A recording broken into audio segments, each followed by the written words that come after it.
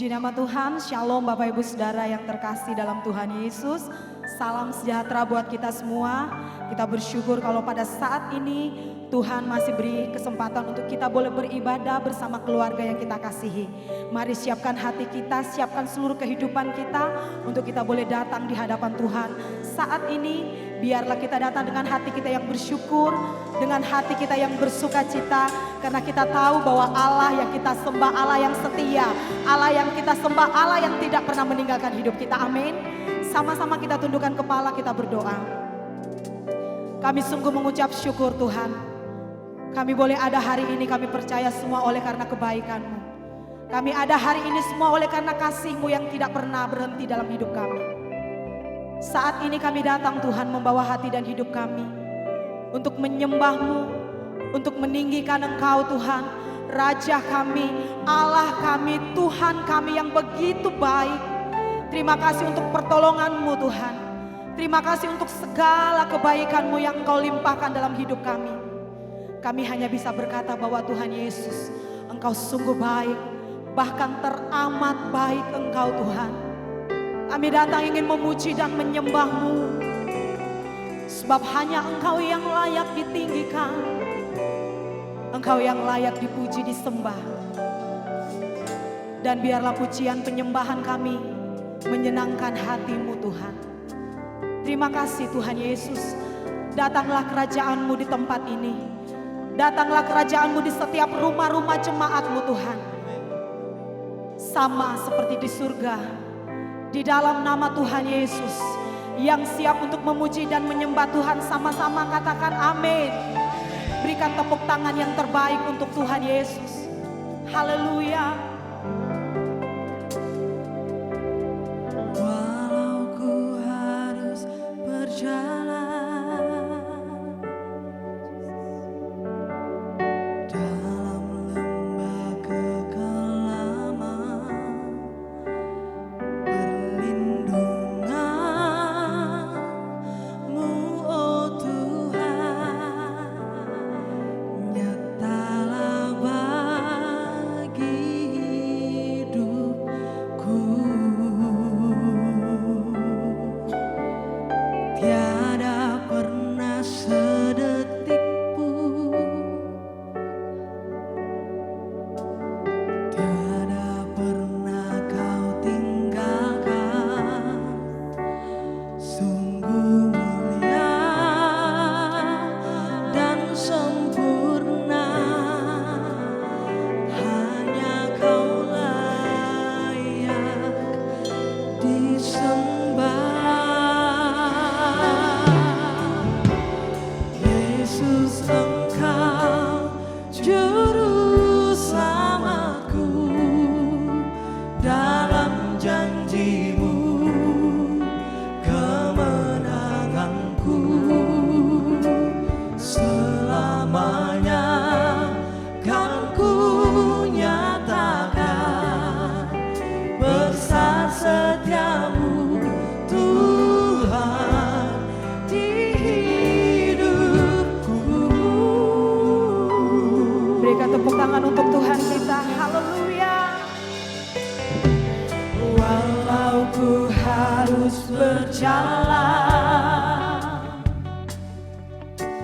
dalam lembah kekelaman, perlindungan-Mu, oh Tuhan, nyatalah bagi hidupku. Tiada pernah sedetik pun, Tiada pernah Kau tinggalkan. tiada pernah Kau tinggalkan. Sungguh mulia dan sempurna,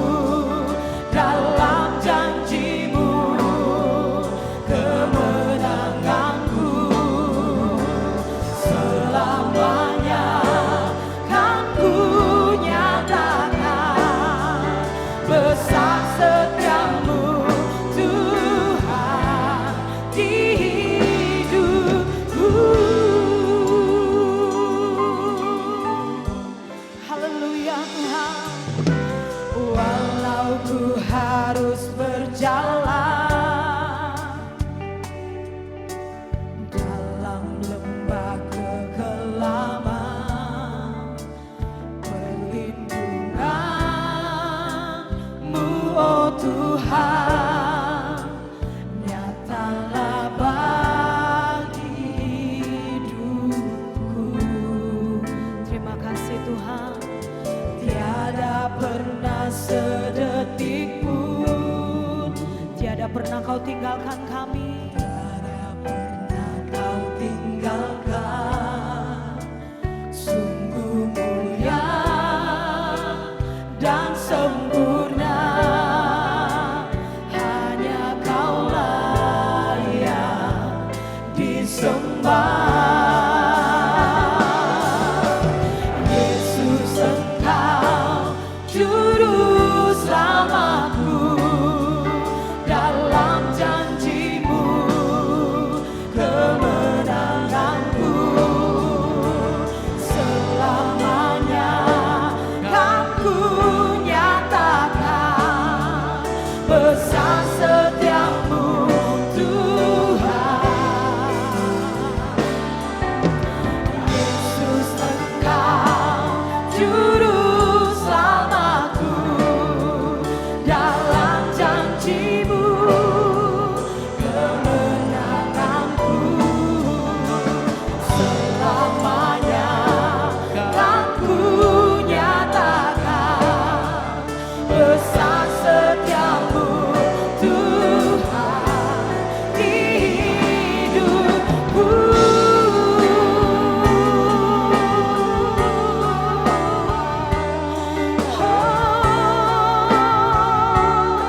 Besar setiamu. Haleluya. Terima kasih Tuhan. Amin.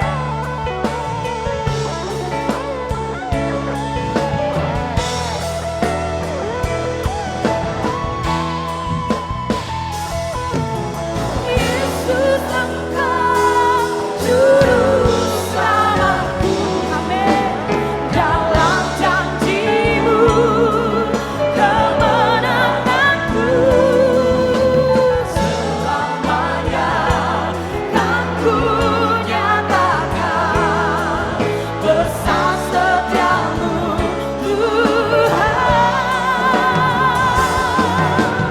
Yesus, Engkau juru selamatku, dalam janji-Mu kemenanganku. Selamanya kan ku nyatakan besar setiamu Tuhan. Yesus, Engkau juru selamatku. Yesus, Engkau juru selamatku, dalam janji-Mu kemenanganku.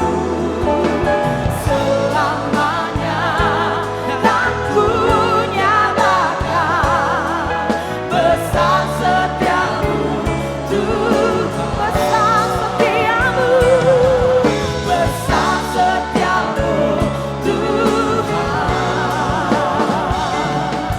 Besar setiamu Tuhan di hidupku.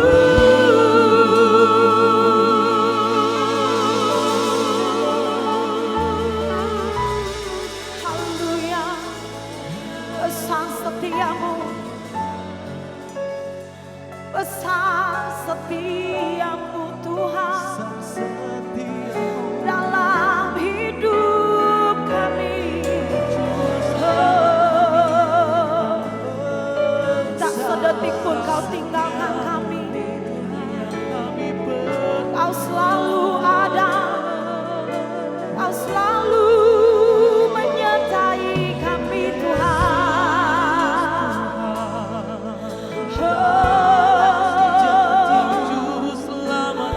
Walau kami harus berjalan di dalam lembah kekelaman, kami tak takut bahaya, karena gadamu dan tongkatmu itulah yang menghibur kami, itulah yang menguatkan kami.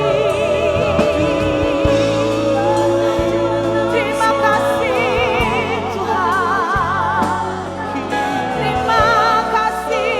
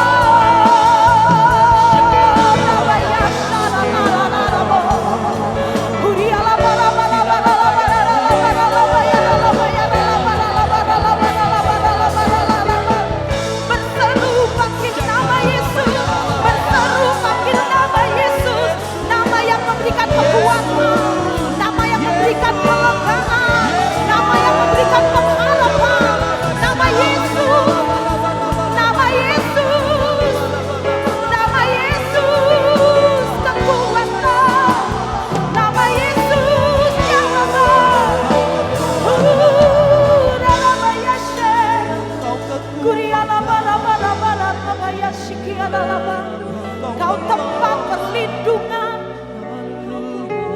kubu pertahanan kami yang tak tergoyahkan.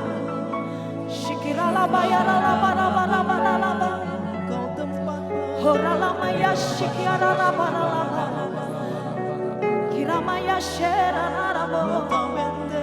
Kau juru selamat kami.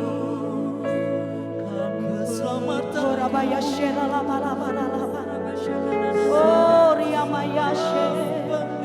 Kasih setiamu mengalir dalam hidup kami. Engkau baik Tuhan, Engkau baik Tuhan, Engkau baik selamanya.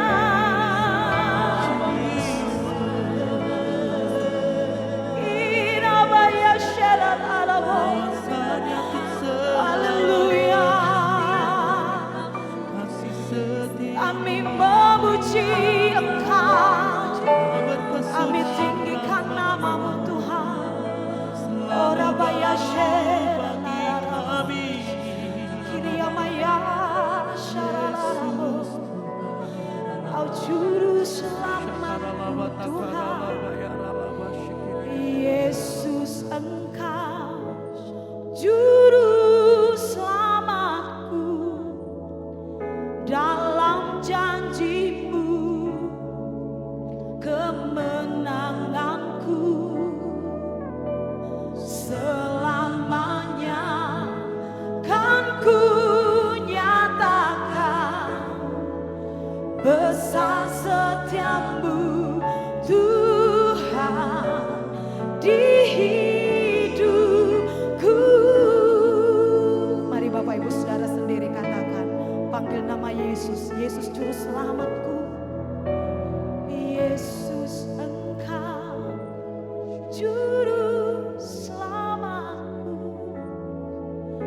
Dalam janjimu kemenanganku, yes, selamanya.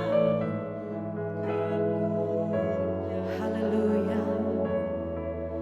Besar setiamu Tuhan di hidupku.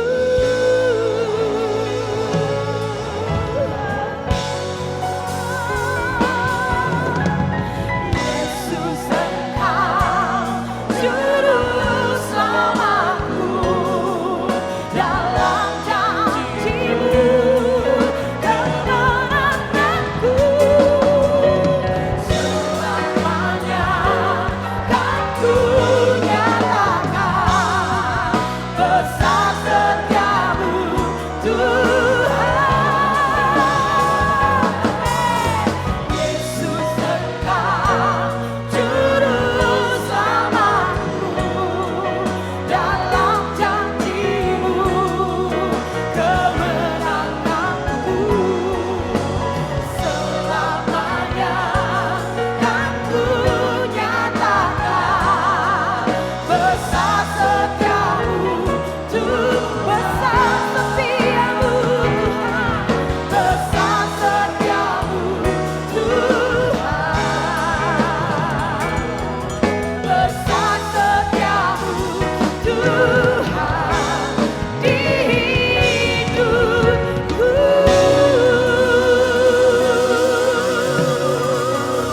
Mari bersorak-sorak bagi nama Yesus. Haleluya, haleluya, Jesus. Kasih setiamu, kebaikanmu Tuhan. Haleluya. Sama-sama katakan amin. Haleluya, tepuk tangan yang terbaik untuk Tuhan. Haleluya, saat ini kita terus merindukan Tuhan datang melawat setiap kita. Datang melawat bangsa kita, amin. Haleluya, datanglah dan bertata atas kami Tuhan. Datanglah dan bertata atas bangsa kami Tuhan. Haleluya. Yesus, kuasa bukan dicurahkan. Amin.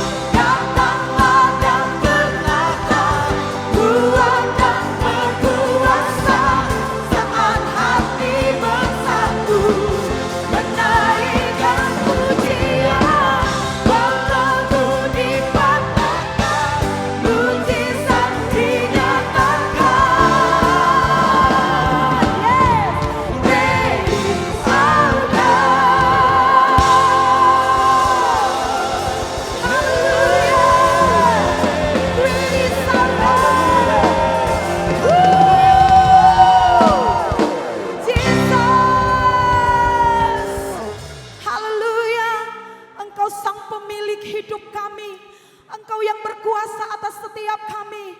Engkau yang bertata atas setiap hidup kami Tuhan. Di dalam nama Tuhan Yesus. Haleluya, haleluya.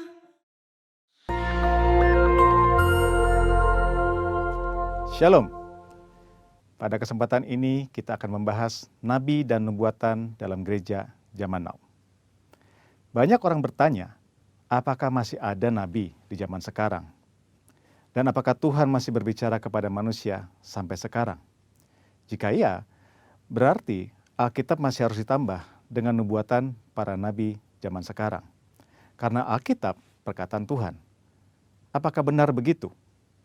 Mengapa insan Pentakosta mengklaim bahwa manusia masih dapat mendengar suara Tuhan sampai sekarang? Bahkan mendorong orang percaya untuk mengusahakan agar dapat memiliki karunia bernubuat. Apakah ini Alkitabiah? Mari kita melihat apa yang Alkitab katakan mengenai hal ini. Di dalam Perjanjian Lama, Tuhan mengangkat para nabi sebagai saluran untuk menyampaikan pesan-pesannya kepada umat Allah. Mendengar apa yang disampaikan para nabi sama artinya dengan mendengar perkataan Allah sendiri. Bahkan nubuat para nabi memiliki otoritas untuk dicatat dan menjadi bagian dari Alkitab. Sementara itu, dalam Perjanjian Baru, Tuhan menunjuk para rasul sebagai saluran untuk menyampaikan pesan Tuhan. Dan seperti nabi-nabi dalam Perjanjian Lama, apa yang mereka sampaikan memiliki otoritas untuk dicatat dan menjadi bagian dari Alkitab. Rasul Petrus menulis, supaya kamu mengingat akan perkataan yang dahulu telah diucapkan oleh nabi-nabi kudus, dan mengingat akan perintah Tuhan dan juru selamat yang telah disampaikan oleh rasul-rasul kepadamu. Dari sini kita dapat menarik kesimpulan, para rasul dalam gereja mula-mula setara dengan para nabi dalam Perjanjian Lama. Apa yang mereka sampaikan melalui inspirasi Roh Kudus memiliki otoritas sebagai firman Tuhan. Namun, selain para rasul, Alkitab Perjanjian Baru mencatat bahwa di dalam gereja juga ada orang-orang yang memiliki karunia sebagai nabi. Di dalam 1 Korintus 12 ayat yang ke-28, Paulus menulis, ada orang-orang yang Tuhan tetapkan. Pertama, sebagai rasul. Kedua, sebagai nabi. Ketiga, sebagai pengajar. Dan selanjutnya, mereka yang mendapat karunia, mujizat, menyembuhkan, melayani, memimpin, dan untuk berkata-kata dalam bahasa roh. Mengapa Rasul Paulus menulis ada yang pertama, kedua, dan yang ketiga? Karena dalam pemikiran Paulus ada karunia yang lebih tinggi manfaatnya daripada yang lain. Dalam ayat 31, Paulus menulis, jadi usahakanlah untuk memperoleh karunia-karunia yang paling utama. Karunia manakah yang paling utama? Dalam pasal 14 ayat yang kelima, Paulus menulis, sebab orang yang bernubuat lebih berharga daripada orang yang berkata-kata dengan bahasa roh. Bukan berarti berbahasa roh tidak berharga. Karena Paulus sendiri berkata, aku mengucap syukur kepada Allah bahwa aku berkata-kata dengan bahasa roh lebih daripada kamu semua. Tetapi dalam hal membangun kepentingan jemaat, bernubuat lebih bermanfaat. Jadi, rasul adalah yang paling utama, karena para rasul yang menanam dan membangun gereja. Mereka yang meletakkan dasar pengajaran dan perkataan mereka memiliki otoritas sebagai firman Tuhan. Setelah itu baru nabi, pengajar, dan karunia-karunia lainnya. Karunia bernubuat yang dimiliki para nabi dalam gereja zaman now tidak memiliki otoritas yang setara dengan para rasul. Hal ini terlihat ketika dengan tegas Paulus berkata bahwa para nabi harus tunduk kepada dia sebagai rasul yang memiliki otoritas menyampaikan perintah Tuhan. Jika ditarik dalam konteks zaman sekarang, para rasul murid-murid Yesus sudah tidak ada. Tetapi sekarang kita memiliki Alkitab yang sudah lengkap lewat tulisan para rasul. Oleh karena itu, nubuatan dari para nabi zaman now harus tunduk kepada otoritas Alkitab. Paulus berpesan kepada jemaat di Tesalonika untuk menguji nubuat-nubuat dari para nabi dalam gereja. Janganlah padamkan roh dan janganlah anggap rendah nubuat-nubuat. Ujilah segala sesuatu dan peganglah yang baik. Kata menguji atau menanggapi memiliki pengertian seperti orang yang memilah-milah, membedakan atau menilai. Standar apa yang digunakan? Firman Tuhan. Lalu, jika nubuatan seorang nabi tidak lolos uji, apa konsekuensinya? Dalam Perjanjian Lama, nubuatan para nabi memiliki otoritas setara dengan perkataan Tuhan sendiri. Jadi, jika ada nabi yang memberikan nubuatan palsu, akan mendapatkan konsekuensi yang berat.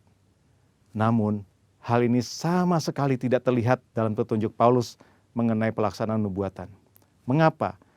Hal ini jelas karena bagi Paulus, nubuatan para nabi zaman now tidak memiliki otoritas yang sama dengan nubuatan nabi dalam Perjanjian Lama. Nubuatan nabi Perjanjian Baru sangat berharga, namun terbatas. Nubuatan nabi-nabi Perjanjian Baru tidak setara dengan firman Tuhan. Oleh karena itu harus selalu diuji oleh seluruh jemaat, terutama para pemimpin gereja.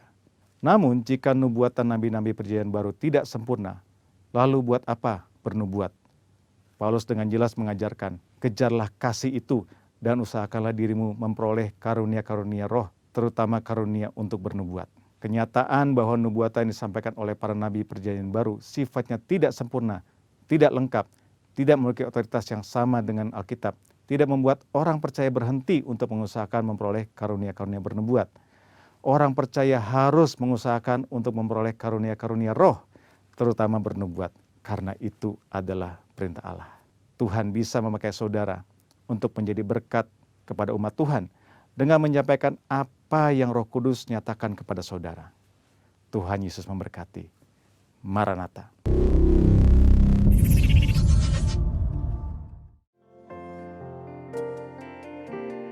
Ku yakin saat kau berfirman, ku menang saat kau bertindak. Hidupku hanya ditentukan oleh perkataanmu. Ku aman karena kau menjaga. Ku kuat karena kau menopang. Hidupku hanya ditentukan oleh kuasa-Mu. Haleluya.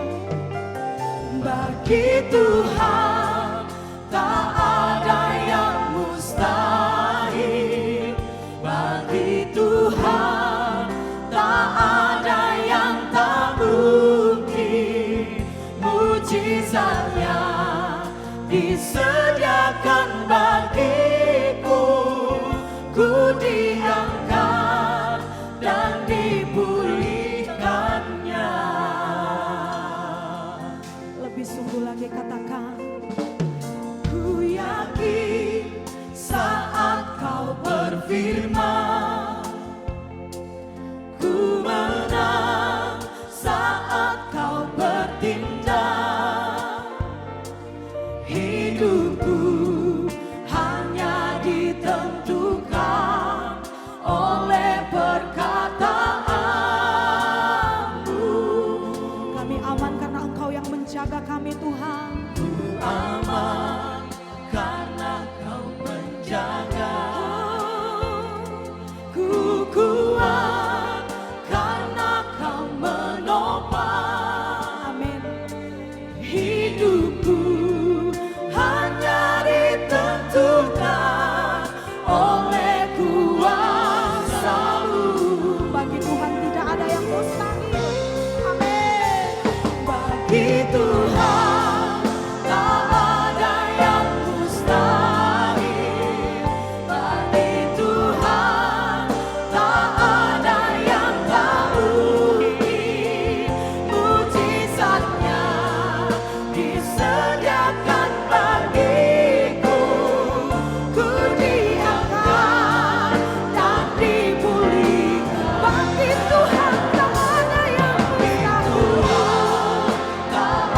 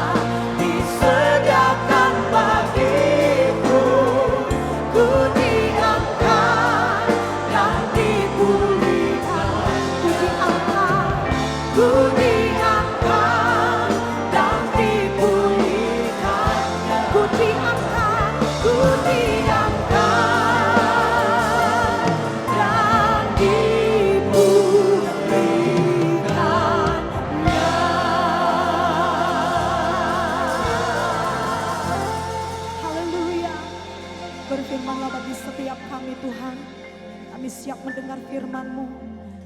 Di dalam nama Tuhan Yesus. Amin. Haleluya, puji Tuhan. Saudara, shalom. Selamat hari Minggu. Salam sehat, tetap semangat. Puji Tuhan. Baik, mari kita tundukkan kepala, kita akan berdoa untuk firman Tuhan hari ini. Bapa di sorga, kami mengucap syukur sampai dengan hari ini kami dalam keadaan baik, dalam keadaan sehat. Tuhan, kami tahu itu semuanya hanya karena kasih karunia-Mu atas kami sekalian. Dan hari ini Tuhan, dimanapun kami berada, di rumah kami masing-masing, kami sedang mengikuti ibadah minggu. Tuhan, kami percaya di mana 2-3 orang berkumpul di dalam nama-Mu, Engkau hadir. Maka Engkau hadir di ruangan ini, Engkau juga hadir di rumah-rumah Tuhan. Dan kehadiran-Mu tentu akan membawa berkat yang luar biasa buat kami. Sebab itu kami buka hati kami buka pikiran kami Tuhan. Biarlah Tuhan Yesus Engkau berbicara lewat firman-Mu. Kuatkan yang lemah Tuhan, berikan pengharapan bagi yang putus pengharapan, sembuhkan yang sakit. Sebab firman-Mu berkata, Engkau berfirman dan sembuhlah penyakit kami. Terima kasih Tuhan Yesus, dan urapi hamba-Mu, urapi juga firman-Mu. Dan biarlah hamba-Mu dapat menyampaikan kebenaran firman-Mu Tuhan dengan sederhana. Dan Tuhan tolong berikan kami roh hikmat dan pengertian untuk kami bisa menangkap apa yang Tuhan mau sampaikan hari ini. Di dalam nama Tuhan Yesus, haleluya, haleluya, amin, amin. Nah saudara yang kasih Tuhan, tidak terasa sudah sekitar 30-an hari sejak hari kebangkitan Tuhan Yesus. Dan tanggal 21 nanti kita akan merayakan ibadah kenaikan Tuhan Yesus ke sorga. Dan saudara, nanti di ibadah tanggal 21 itu yang akan menyampaikan firman kepada kita itu langsung dari gembala pembina kita, dari Pendeta Dr. Insinyur Niko Nyotor Harjo. Dan saya percaya akan ada pesan yang luar biasa, yang sangat penting dan sangat aktual untuk kita hari-hari ini. Itu sebabnya di hari Minggu ini saya ingin sampaikan sesuatu yang menyangkut tentang kenaikan Tuhan Yesus. Nah saudara, kenapa ini menjadi penting sekali? Karena kenaikan Tuhan Yesus sebenarnya adalah sebuah peristiwa penting, tetapi tidak banyak yang memahaminya, sehingga banyakkan gereja itu merayakannya sambil lalu saja. Beda dengan Natal dan Paskah. Dan saudara yang kasih Tuhan, padahal di dalam peristiwa kenaikan Tuhan Yesus itu ada satu pesan yang sangat penting, sangat menarik dalam kehidupan orang percaya di muka bumi ini, terutama kita yang hidup di hari-hari terakhir ini. Nah saudara, sebab itu mari saya mau ajak kita membaca sekarang dari Lukas pasal 24. Lukas pasal 24 ayat 50 sampai dengan 53, demikian firman Tuhan. Lukas 24 ayat 50 sampai 53. Lalu Yesus membawa mereka keluar kota sampai dekat Betania. Di situ ia mengangkat tangannya dan memberkati mereka. Dan ketika ia sedang memberkati mereka, ia berpisah dari mereka dan terangkat ke sorga. Mereka sujud menyembah kepadanya, lalu mereka pulang ke Yerusalem dengan sangat sukacita. Bukan dengan sukacita, dengan sangat sukacita. Nah saudara yang kasih Tuhan, mari saya mau ajak kita merenungkan peristiwa ini. Dan saya berdoa supaya Anda bisa menangkap sesuatu pesan penting itu. Saudara, kenaikan Kristus ke surga itu berbicara tentang momentum perpisahan antara Yesus dengan murid-muridnya. Dan saudara yang kasih Tuhan, kita tahu bahwa setiap kali perpisahan itu adalah sebuah momen di mana tidak seorang pun menginginkannya. Dan biasanya diwarnai dengan kesedihan dan air mata kalau kita mau berpisah dengan orang yang kita kasihi. Saudara, tidak ada yang lebih menyedihkan daripada ketika perpisahan itu terjadi. Ada orang yang pergi meninggalkan kita sementara kita sangat mengharapkan dia ada di sisi kita. Kecuali kalau orang itu menyebalkan. Nah, kalau orang yang menyebalkan, kita kepingin dia cepat-cepat terpisah dari kita. Tetapi Yesus itu adalah orang yang menjadi andalan, adalah orang yang menjadi guru panutan yang sangat didambakan oleh murid-muridnya. Makanya kita perlu bertanya, kok kenapa begitu terjadi perpisahan? Itu mereka justru bersuka cita, padahal sebelumnya 40 hari sebelumnya, bahkan sebelum Yesus disalibkan, dia sudah berulang kali menyampaikan bahwa akan datang saatnya dia akan pergi meninggalkan murid-muridnya. Dan saudara masih ingat, setiap kali Tuhan Yesus ngomong seperti itu, semua murid itu bersedih hati. Tapi hari itu justru ketika perpisahan itu menjadi kenyataan, oh mereka bersuka cita. Saya percaya itu bukan karena mereka sebel sama Tuhan Yesus, tapi karena ada sesuatu pesan khusus yang mereka tangkap dari peristiwa perpisahan itu. Nah, saya mau ajak kita melihat apa yang terjadi selama 40 hari sejak Yesus bangkit sampai kenaikannya. Nah, Dr. Lukas, penulis kitab Kisah Para Rasul, itu mencatat bahwa dalam Kisah Rasul pasal 1 ayat yang ketiga, di sana disebutkan Yesus melakukan itu, mengunjungi murid-muridnya berulang-ulang kali dalam waktu yang berbeda dan di tempat yang berbeda. Itu tujuannya cuma dua. Apa itu? Yang pertama, untuk membuktikan bahwa dia benar-benar hidup.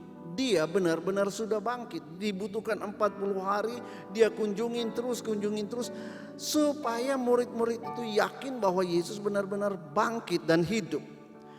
Dan yang kedua, dia mengunjungi murid-muridnya, dan setiap kunjungan itu dia mengajar mereka. Nah, saya percaya ini merupakan satu pelajaran tambahan, perkuliahan terakhir, perkuliahan tambahan bagi murid-muridnya, karena Yesus berulang-ulang mengajarkan lebih dalam lagi tentang kerajaan Allah itu seperti apa. Wow. Nah, tapi menariknya begini. Dulu Yesus itu mengajar mereka sambil jalan sama-sama, tinggal sama-sama. Kali ini enggak. Apa yang terjadi? Tuhan itu muncul di tengah-tengah muridnya tiba-tiba. Dia muncul tiba-tiba, kemudian dia mengajar, lalu menghilang. Muncul, mengajar, dan menghilang. Dia tidak pernah tinggal bersama-sama dengan mereka. Saya merenungkan kenapa Tuhan lakukan ini. Kenapa dia tidak tinggal bersama-sama dengan mereka 40 hari itu. Tetapi saudara, saya mendapatkan pengertian begini. Saudara, saya percaya tujuan Yesus adalah untuk mengajar murid-muridnya tetap percaya sekalipun mereka tidak melihat dia. Nah, ini penting. Belajar selama ini, mereka itu selama 3 tahun mereka melihat mujizat, mereka mendengar Yesus bicara tatap muka, ngomong berhadapan muka, sehingga mereka punya iman. Tetapi ternyata iman sebelum kematian Yesus adalah iman karena melihat. Itu sebabnya Tuhan sekarang sedang mengajar mereka 3 hal. Yang pertama, supaya iman mereka diletakkan atas dasar percaya, bukan karena melihat. Dia muncul, dia ngajar, dia menghilang. Orang bingung, yang datang itu tadi apa? Siapa? Ketika mereka masih bertanya-tanya, beberapa hari kemudian dia muncul lagi mengajar, dan akhirnya itu membuat mereka tetap percaya bahwa Yesus itu benar-benar bangkit dan benar-benar hidup. Dan yang ketiga, dengan Yesus melakukan seperti itu, melatih murid-muridnya untuk percaya bahwa Yesus selalu available anytime buat murid-muridnya. Dia selalu ada di mana-mana sekalipun tidak bisa dilihat, dan dia selalu bisa muncul kapan saja dibutuhkan oleh murid-muridnya. Nah, ini iman yang Tuhan mau kita juga miliki di akhir zaman ini, yaitu maukah kita percaya atas dasar firman Tuhan? Percaya yang pertama adalah Yesus benar-benar bangkit dan bahwa dia benar-benar hidup, dan bahwa dia sekarang ada di sebelah kanan Allah Bapa. Tetapi dia juga adalah Immanuel yang menyertai kita kapan saja, dimanapun kita memanggil namanya. Nah saudara, pesan ini sudah Tuhan sampaikan pada waktu kenaikannya. bahwa dia benar-benar hidup. Dia available buat saudara dan saya. Kemudian mari kita lihat apa yang terjadi setelah 40 hari itu. Jadi 40 hari dia bangun iman karena percaya bukan karena melihat. Setelah 40 hari, nah sekarang mari kita lihat peristiwa proses kenaikannya. Setelah 40 hari, lalu Alkitab berkata Yesus membawa mereka naik kembali ke atas puncak Bukit Zaitun. Kenapa saya katakan naik kembali? Karena beberapa hari sebelum Tuhan Yesus itu ditangkap disalibkan, Yesus dari Bukit Zaitun itu berjalan turun menuruni bukit itu menuju ke Yerusalem, dan di sana dia ditangkap dan disalibkan. Sekarang setelah 40 hari Yesus mendaki jalan yang sama yang mereka lalui waktu turun, tapi sekarang mereka naik. Mereka kembali ke titik yang sama, yaitu di Bukit Zaitun. Tapi kali ini dia tidak akan kembali lagi di jalan itu. Karena dia bilang begini, nanti dia akan kembali lagi masuk ke kota Yerusalem. Satu saat nanti. Kapan itu? Pada waktu dia datang kembali yang kedua kali. Alkitab berkata dia akan menjejakkan kakinya di tempat di mana dia terangkat, yaitu di Bukit Zaitun. Lalu dia akan berjalan masuk dan dia akan membangun pemerintahannya di Yerusalem. Kerajaan 1000 tahun akan ada di sana, dan kita, saudara dan saya, akan ada di sana bersama-sama dengan dia. Haleluya. Nah, dari atas puncak bukit itulah kemudian dia naik ke sorga, dan Alkitab menjelaskan kepada kita begini. Ini yang menarik. Kisah Rasul pasal 1 ayat 9. Dikatakan begini. Sesudah ia mengatakan demikian, terangkatlah ia disaksikan oleh mereka, yaitu murid-murid Yesus, dan awan menutupinya dari pandangan mereka. Nah, saya mau baca buat saudara terjemahan bahasa Inggrisnya. Dikatakan begini, and a cloud received him. Beda dengan bahasa Indonesia, awan menutup dari pandangan mereka. Dalam bahasa Inggris ada beberapa terjemahan yang lain berkata bahwa awan itu menerima dia.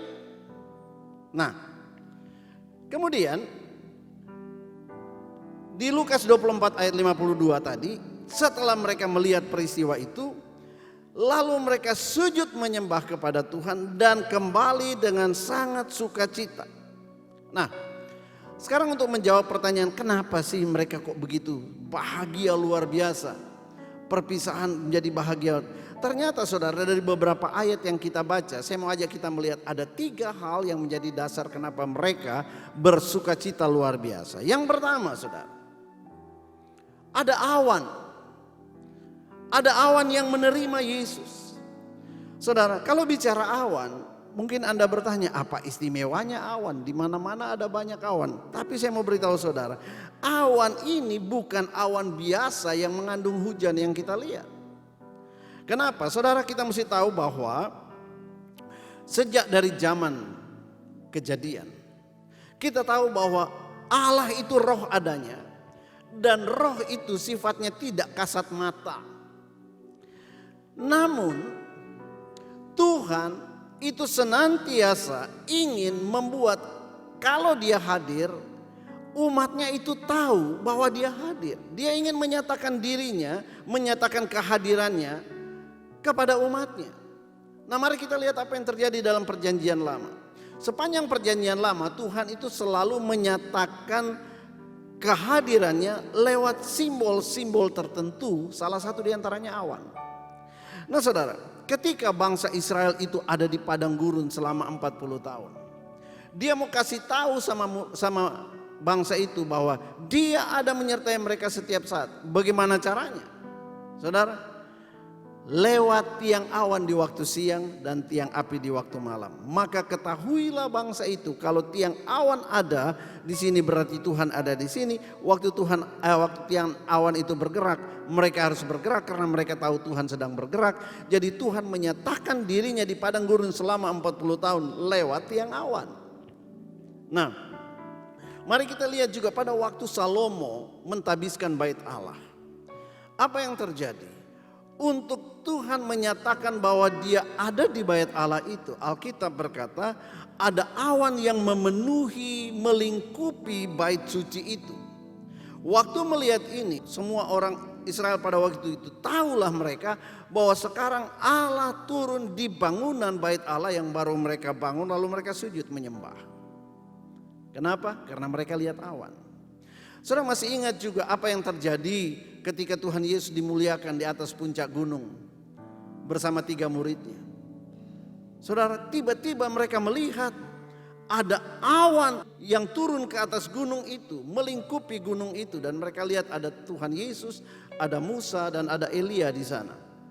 Maka murid-muridnya pun sadar, spontan mereka sujud menyembah karena mereka tahu bahwa Allah sudah hadir di situ.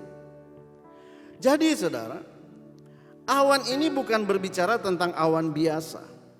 Dan di Alkitab ada banyak juga kata awan, tetapi kata awan yang dipakai di sini bukan kata awan yang biasa, tetapi kata awan yang dipakai di dalam peristiwa-peristiwa yang saya sampaikan tadi.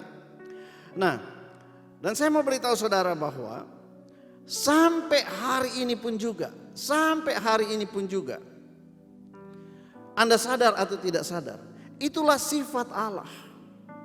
Dia berkata dia Immanuel yang menyertai kita. Bagaimana kita tahu? Allah menyatakan dirinya lewat berbagai macam simbol. Saya percaya termasuk di dalamnya masalah COVID-19. Begini saudara. Saya mau saudara melihat, nanti saudara boleh baca semuanya dari Ayub pasal 33. Kalau Anda baca ayat 14 sampai ayat 22, itu adalah cara Allah menyatakan keimmanuelan Dia. Nah, di ayat 14 berkata, karena Allah berfirman dengan 1-2 cara. Kalau dalam bahasa Inggris dikatakan dalam berbagai cara. Tetapi orang tidak memperhatikannya. Nah, ini persoalan. Ketika kita ada masalah, ada pergumulan, kita bilang Allah tidak menyertai kita. Padahal karena kita tidak memperhatikan bahwa Allah hadir. Hari ini pun juga di tempat di rumah Anda masing-masing, Allah hadir di rumah. Dengan cara bagaimana Dia hadir? Dengan berbagai macam manifestasi. Nah, kalau kita lihat ayat 15 ya, dikatakan begini, lewat mimpi, lewat penglihatan, lewat tidur nyenyak. Bayangkan waktu kita tidur nyenyak pun sebenarnya tidur nyenyak kita itu manifestasi dari Tuhan ada di sana. Kenapa? Kalau Tuhan tidak kasih tidur nyenyak, Anda tidak bisa tidur. Nah saudara, kemudian belum lagi dengan teguran-teguran. Nah ayat 19 ini menarik. Dengan penderitaan. Jadi penderitaan pun juga Tuhan menyatakan dirinya lewat penderitaan kita. Kenapa saudara? Dia izinkan ada penderitaan. Dia izinkan juga Ayub menderita karena Tuhan mau berbicara. Nah saudara, ketika Tuhan berbicara dalam cara yang lain dan kita tidak memperhatikannya, maka saudara yang kasih Tuhan, jangan tunggu sampai Tuhan bicara dengan cara yang tidak kita sukai. Nah itu sebabnya saudara, saya mau kembali kepada kenaikan Tuhan Yesus. Bicara tadi tentang awan. Awan adalah salah satu manifestasi, tapi saudara saya perlu kasih tahu bahwa setiap saat Allah kita, Tuhan kita, yang namanya Yesus yang mengasihi saudara dan mengasihi saya, Dia benar-benar hidup dan Dia Immanuel. Dan Dia ingin menyatakan kehadirannya di mana saja, kapan saja. Sebab itu saudara, kalau engkau menjadi murid Yesus, engkau punya kepekaan yang khusus untuk bisa mendeteksi Allah hadir atau tidak lewat apa saja. Nah, saudara, sekarang saya lanjut. Alkitab berkata, waktu Yesus naik, lalu murid-murid itu melihat ada awan yang spesial yang menyambut menerima Dia. Nah, awan ini sekali lagi bukan awan biasa, tetapi awan yang oleh murid-muridnya mengerti betul bahwa itu adalah simbol atau wujud atau manifestasi daripada hadirat Allah yang menyambut. Dengan kata lain, waktu Yesus naik ke surga, Allah Bapa yang menyambut Dia sendiri langsung dalam hadiratnya yang luar biasa. Tapi ada satu hal yang penting yang saya ingin kita untuk memahami hari ini. Saudara begini, dalam 1 Korintus 15 ayat 45 itu Tuhan Yesus disebut juga dengan istilah Adam yang terakhir. Ya. Nah, sekarang perhatikan benar-benar ini. Ini penting. Karena dosa, Adam yang pertama itu sudah terusir keluar dari hadirat Allah di Taman Eden. Nah, akibatnya semua keturunannya, semua manusia sampai dengan hari ini, Alkitab berkata terbuang dan terusir mengembara di muka bumi ini. Ada penderitaan, ada sakit penyakit dan lain sebagainya. Akibat Adam yang pertama terusir keluar dari hadirat Allah. Nah sekarang Adam yang kedua yaitu Tuhan Yesus. Setelah dia menyelesaikan proyek penyelamatannya di atas kayu salib, tiba saatnya hadirat Allah menyambut dia kembali. Waktu Yesus naik ke sorga, hadirat Allah yang tadinya tertutup untuk umat manusia sekarang terbuka kembali. Dan satu hal yang perlu kita pahami adalah tujuannya Tuhan menunjukkan bahwa Yesus itu waktu naik di depan mata murid-muridnya ada awan, ada hadirat Allah yang menyambutnya. Tujuannya adalah supaya kita semuanya murid-murid Tuhan Yesus sadar bahwa karena Yesus sudah naik ke sorga, apa yang dia pernah katakan, aku adalah jalan, tidak seorang pun sampai kepada Bapa kecuali melalui aku. Itu dilihat, diwujudkan. Sekarang hadirat Allah yang tadinya sudah tertutup jadi terbuka kembali, sehingga kita yang percaya kepadanya, umat tebusan Tuhan yang percaya kepadanya, beroleh jalan terbuka, jalan masuk untuk kembali ke dalam hadirat Bapa dan mengalami berkat-berkat yang ada di Taman Eden. Saudara, kenapa? Eden yang hilang lewat kenaikan Yesus telah dipulihkan. Dan saudara dan saya beroleh jalan untuk masuk kembali ke hadirat Bapa. Sebab itu saudara yang kasih Tuhan, Alkitab berkata begini, perbuatan baik kita itu seperti kain kotor, tidak bisa menyelamatkan kita, tidak bisa membawa kita kembali kepada Bapa. Karena hanya ada satu jalan, there is only one way to the Father, which is Jesus himself. Kenapa?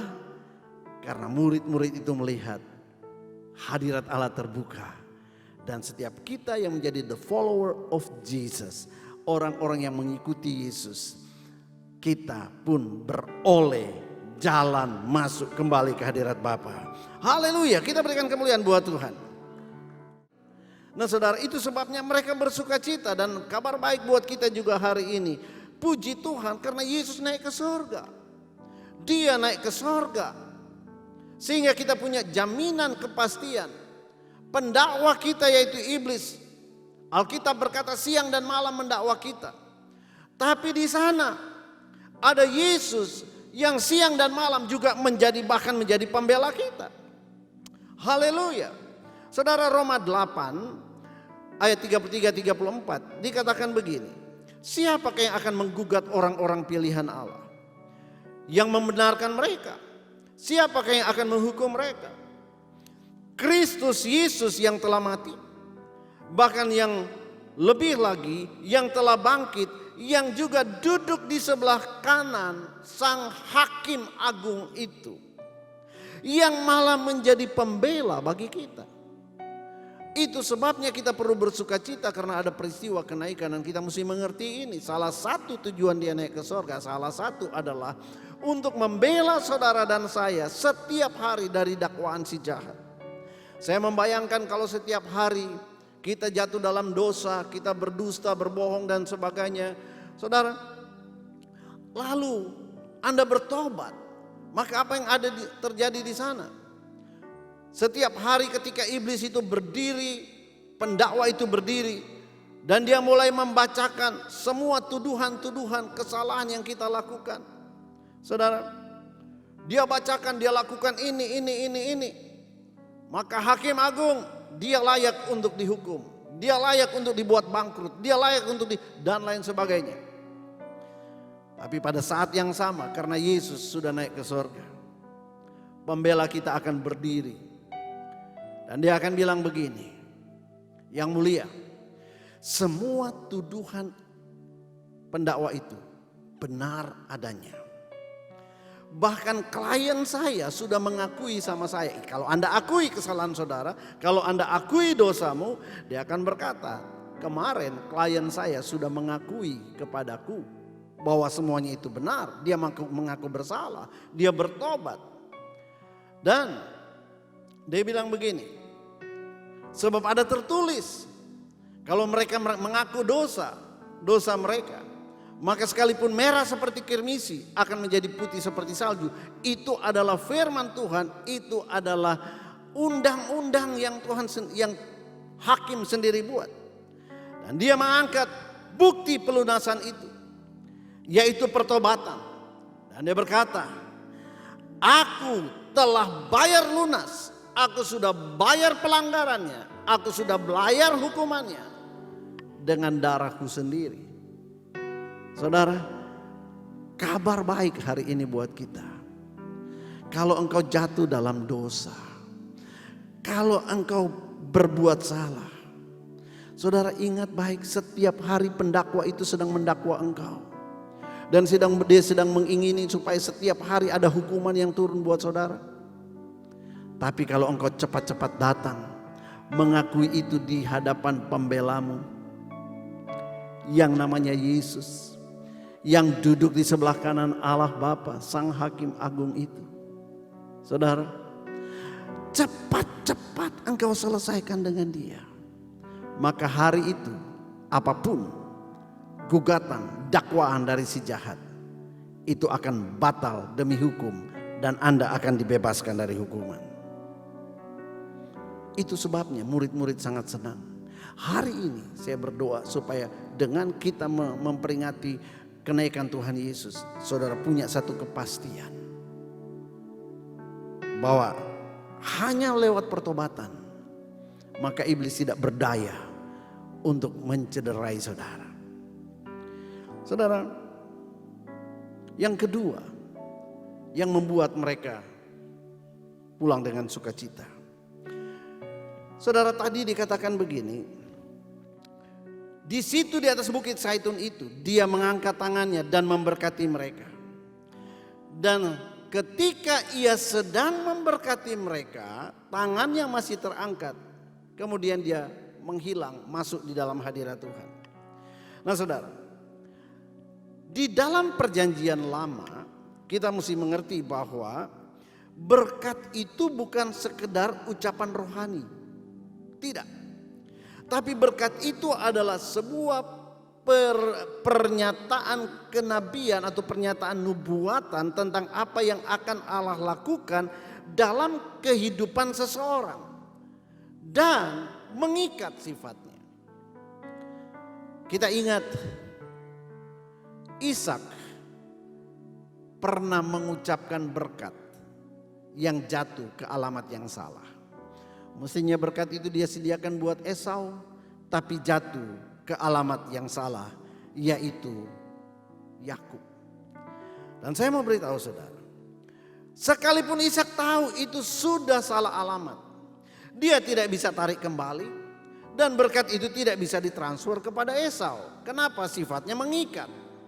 Nah, berkat Ishak atas Yakub itu jugalah yang telah menarik Yakub masuk ke dalam master plan Allah untuk memberkati seluruh keturunannya, bahkan dari keturunannya akan lahir juru selamat. Jadi saudara, kabar baiknya hari ini dengar.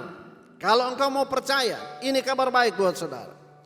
Kalau kita bertanya apa kira-kira yang Tuhan sedang lakukan hari ini di sorga, dengar baik. Jawabannya adalah, kalau engkau jadi murid Yesus, kalau engkau adalah murid Yesus, maka tangannya masih terangkat di sana dan masih sedang diarahkan kepadamu. tangan yang akan melepaskan berkat, tangan yang senantiasa memberkati dan melindungi engkau, itu sedang terangkat sampai dengan hari ini dimanapun engkau berada, di rumah-rumah, dari sorga. Saya mau beritahu saudara, dari hadirat Bapa, Dia terus memberkati saudara. Karena memberkati murid-murid adalah pekerjaan Yesus yang belum selesai pada waktu Dia masuk ke dalam hadirat Bapa. Jadi Dia masih melakukannya bahkan sampai hari-hari ini. Itu sebabnya pastikan Anda bukan jadi orang Kristen biasa, tapi engkau adalah murid Yesus. Saudara, jadi kenaikan berbicara kepada kita tentang karya Kristus yang sudah selesai dan karya yang masih berkelanjutan. Saudara, apa yang sudah selesai? Pekerjaannya di atas kayu salib, pekerjaan penebusan itu sudah selesai dan Dia berkata, it is finished, sudah selesai. Tapi ada juga karya Kristus yang masih berkelanjutan. Dan karya Kristus yang belum selesai itu adalah memberkati saudara dan memberkati saya yang jadi murid Tuhan. Katakan amin.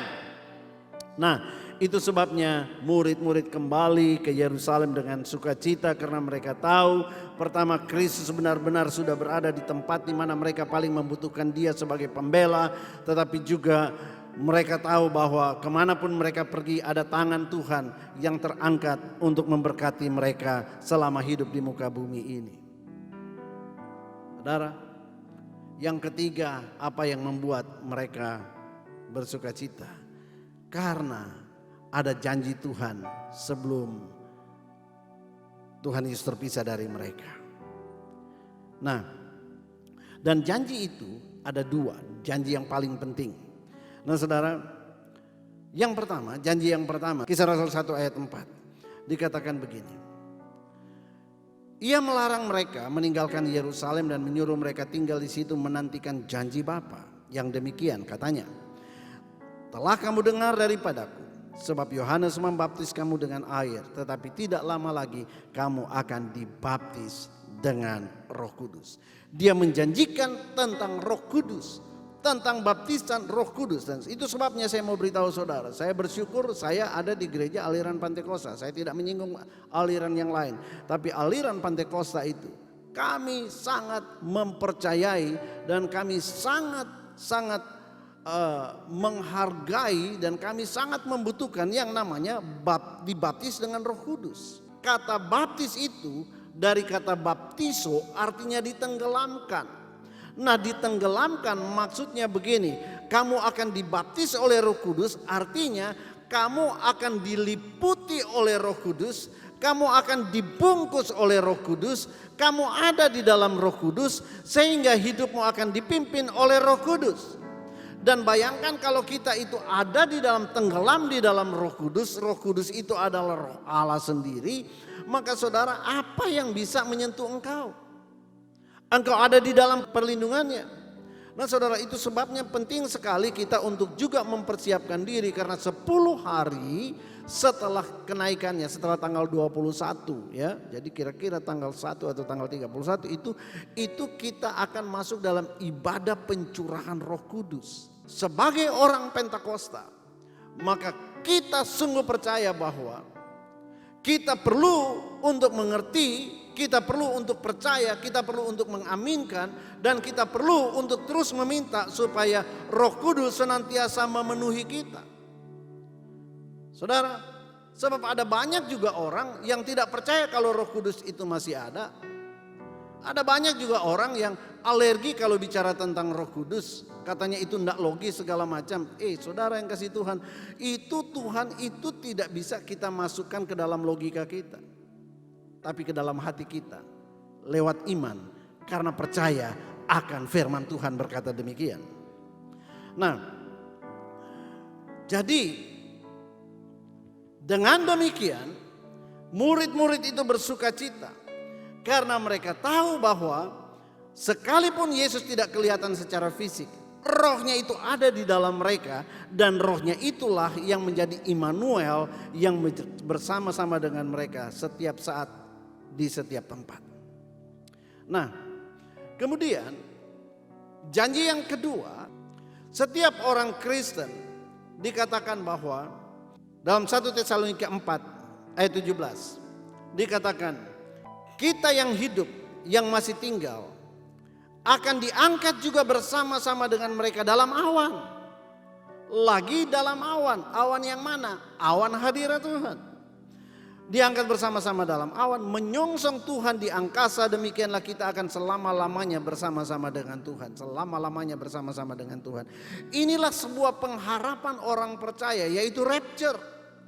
Bahwa kita tidak selama-lamanya akan ada di muka bumi ini, bahwa rapture itu akan terjadi. Dan kapan pesan itu terakhir disampaikan? Pada waktu Yesus naik ke sorga. Dia akan kembali untuk menjemput gerejanya. Itu sebabnya kita harus tahu bahwa kita pun nanti akan mengalami peristiwa yang sama, pengangkatan yang sama pada hari di mana rapture itu akan terjadi. Nah, apa yang terjadi dengan Yesus pada waktu kenaikan itu juga akan dialami oleh setiap murid-murid Yesus, orang percaya yang masih ada di muka bumi ini pada waktu sangkakala Allah berbunyi. Dan yang saya percaya itu tidak akan lama lagi, karena Tuhan sedang berbicara lewat COVID-19 bahwa tanda-tandanya ini sudah semakin nyata. Jadi saya simpulkan begini, ketika Yesus naik ke sorga, yang pertama dia naik ke sorga, dia pergi ke tempat, ke ruang pengadilan, di mana tempat yang kita sangat membutuhkan kehadirannya pada waktu kita mati kelak, atau pada waktu kita berhadapan dengan takhta pengadilan Tuhan Yesus. Yang kedua, kita perlu bersuka cita karena Yesus naik ke sorga, karena menunjukkan kepada kita, membuktikan bahwa sampai hari ini tangannya tetap terangkat dan memberkati setiap murid-muridnya. Haleluya.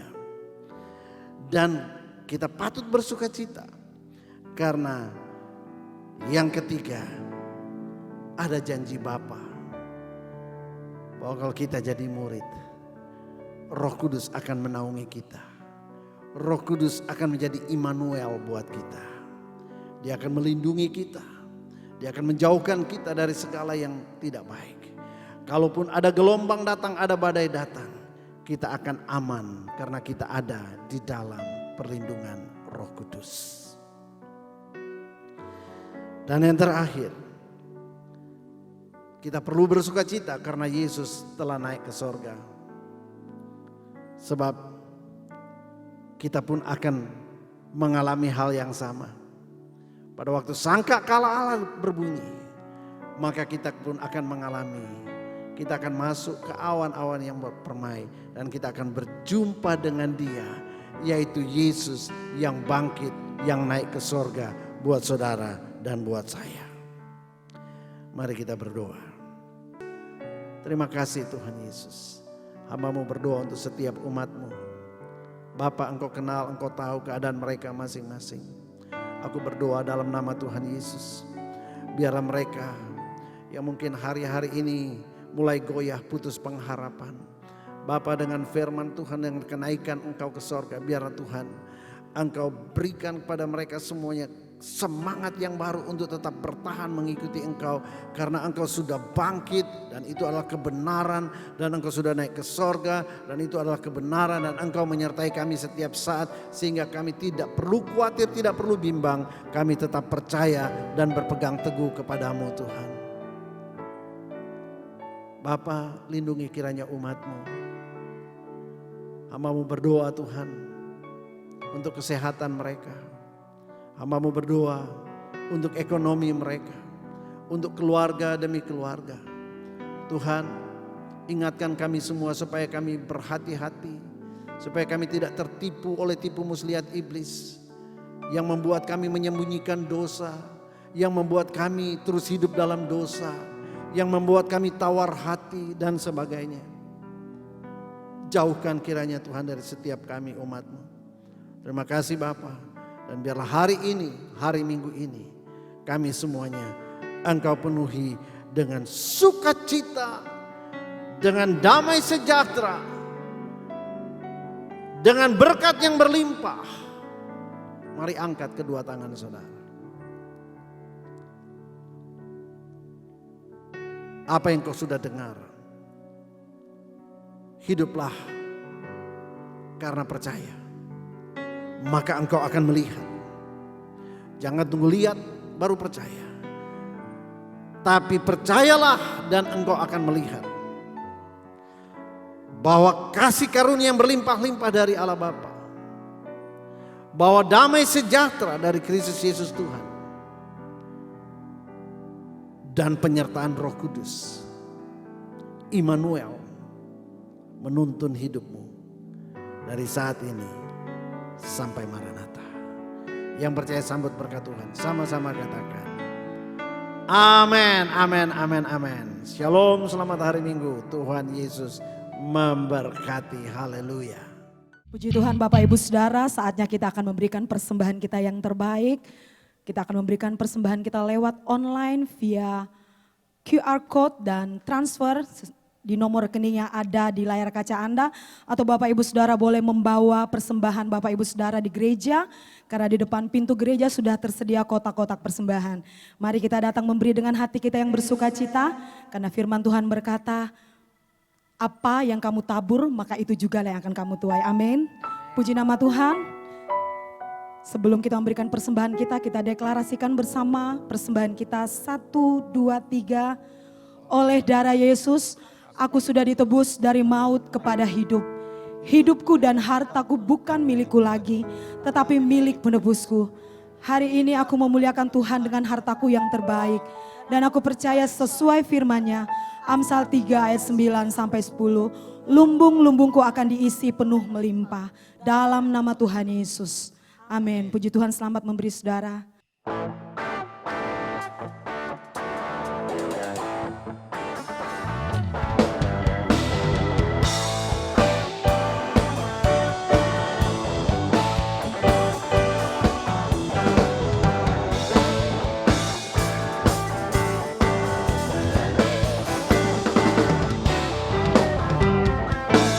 Hanya kau milikku di surga.